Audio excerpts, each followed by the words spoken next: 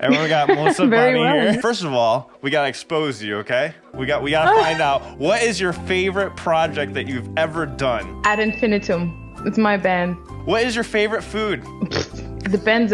Changes every day. Italian. Me too. That's all I eat. What's your favorite drink? Gin and tonic. Who's your favorite singer? Right now, I listen a lot to one singer because of her music and because of her vocal techniques, and it's Ariana Grande. Who's your favorite Yeah, me too. musician right now? I'm like, I should tell someone from my band, but then one of the others would be jealous. I will say Morten Löwe from Amaranth, the drummer. Where's your favorite place to write lyrics? Simply I'm at home, actually. When dealing with trolls, how do you deal with them? Do you fight with them, ignore them, or block them? Oh shit, those kind of trolls. When you said trolls, I had Harry Potter in my mind, and I was like, well, depends the size of the troll. Usually I don't answer. Ignore them. You don't want to give attention to anyone who doesn't have a good intention in their comments. Since you mentioned other trolls, Teresa wants to know how do you deal with Harry Potter Good. trolls? The most efficient way is, you take your wand and you put it in the nose of the troll. What is your favorite song to sing? Right now it's Unstoppable by Ad Infinitum. We're gonna ask you the last Sure. question, and this is for the fans of the channel. All right, so don't be off put by it. But is your favorite English word moist? No. So you said you were recording something, right? Before we got on. Yep. What are you working on? Well, my band Ad Infinitum is preparing the recordings of a new album. And at the same time, my other band, The Dark Side of the Moon, is also preparing an album. So there's Oh man. plenty of demos flying around in my head and computer.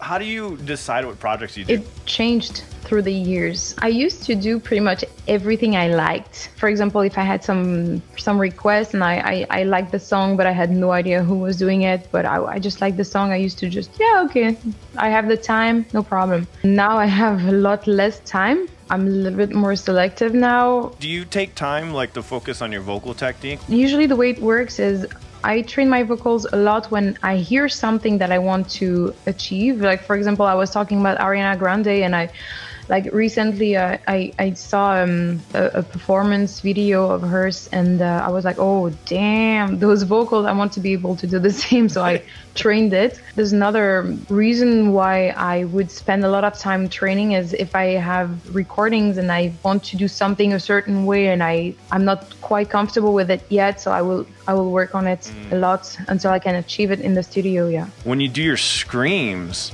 I am scared to do screams. I used to do screams for the bands I was in, and I stopped doing it because I started learning how to sing clean vocals 3 years ago, and I'm scared to mess up my voice. So how do you know when there's a problem? It's funny because I always kind of feel uncomfortable while explaining this because it's so much easier for me to have someone in the same room and try to show how I do it and explain the technique and then see what the person is doing and correct it, rather than giving an explanation on internet and then it can be completely misinterpreted. Okay. However, I would say that my key rule is listen to your body. When it hurts, stop it. Yeah. It's interesting to know that when you start, like at the very beginning, when you start learning how to scream, you will not be able to scream as long as someone who's trained, who's been doing this for years. For example, when I started, first of all, it was difficult to do an entire song. I had to start with, creating the sound and then one word and then one sentence and then a little bit more and more and more. But every time I would train it, like first, I would not be able to do it more than, let's say, half an hour, because then you feel like it's kind of swollen. Also, it felt like I was completely drained from my energy. The mistake that some people make is that they will mix the scream with some clean vocals, and it's where they put way too much tension on their vocal cords. I think at the beginning it was difficult to understand how to create the sound, so I had to try several things, and at first it hurt. And then from the moment I understood how to create the sound, it was much easier and it didn't hurt. It's more like when you try to do some special effects with the voice and it's not so safe. 90% of the time for recordings, I would not do it on stage, because when it's for recordings, I know that, for example, I will record the growls last after I record all the cleans, and then I can suffer for a few days and it's fine.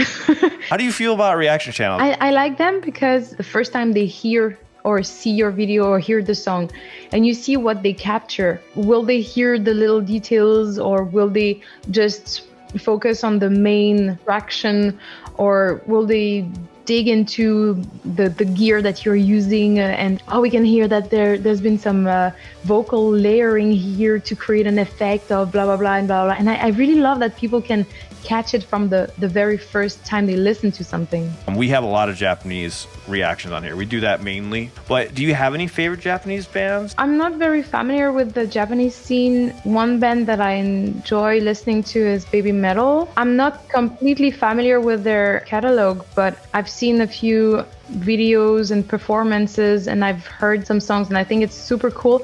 And what I like the most about this band is that they're offering not only a concert, but a whole show. You know, there's a visual show that is unbelievable. That was just a summary of the full-length interview that you can catch right here.